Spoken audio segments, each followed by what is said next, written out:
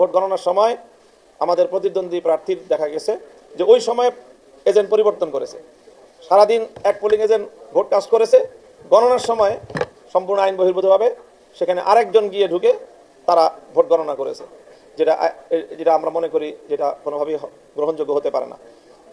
তো এইভাবে বেশ অনেকগুলি আসন থেকেই আমাদের পোলিং এজেন্টদেরকে বের করে দিয়ে অথবা পোলিং এজেন্টদেরকে তাদের স্বাক্ষর ছাড়াই একতরফাভাবে ওনারা ফলাফল প্রকাশ করেছেন।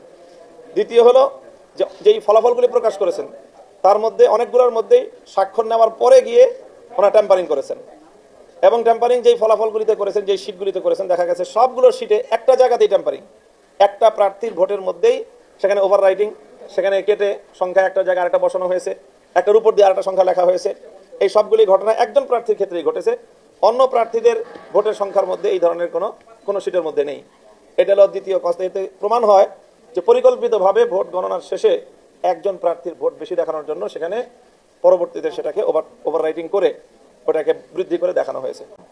এখন আমাদের পরিষ্কার কথা যে যেই ভোটাধিকার প্রতিষ্ঠা করার জন্য, জনগণের ভোটাধিকার সংরক্ষণ করার জন্য যে আমাদের সংগ্রাম, আমাদের যে আন্দোলন, সেই আন্দোলন এবং সংগ্রামকে সফল করতে হলে জনগণের ভোটাধিকারকে যদি সংরক্ষণ করতে হয় তাহলে আমাদের এই আন্দোলন থেকে পিছিয়ে আসার কোনো সুযোগ নেই, এবং যে কোনোভাবেই আমরা এই অধিকারটা প্রতিষ্ঠিত করেই ছাড়ব।